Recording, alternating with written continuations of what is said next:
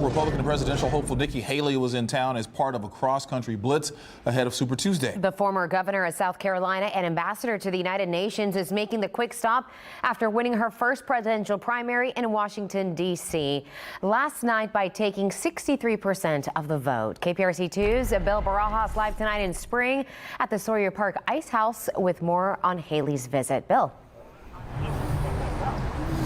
Well, Haley was here for a quick stop, about 45 minutes in Spring at the Sawyer Park Ice House. There was a big turnout of supporters for Nikki Haley and also some undecided voters who told me they were looking for some alternatives to President Joe Biden and former President Donald Trump. Nikki Haley came out to cheers and applause. I'm here because I'm just kind of looking for an alternative.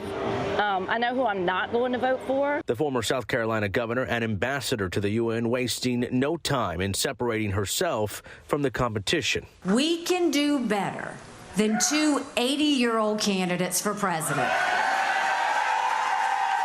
Haley touching on several key issues like services for veterans, the economy, and immigration. We need to defund sanctuary cities once and for all.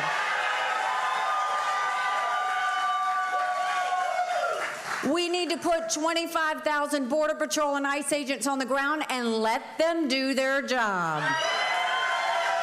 Trump supporters also making their presence known, many of them focusing on the Supreme Court's decision to unanimously restore Mr. Trump to the 2024 presidential primary ballots, rejecting state attempts to hold the former president accountable for the Capitol riot. We want them to know that when Nikki does decide to step down and not run, that we of course welcome her to support President Trump. I also got a chance to talk with Haley one-on-one and pressed her about Super Tuesday, Trump's commanding lead, and whether or not she should concede. Up until last night, you hadn't won any of the GOP primaries.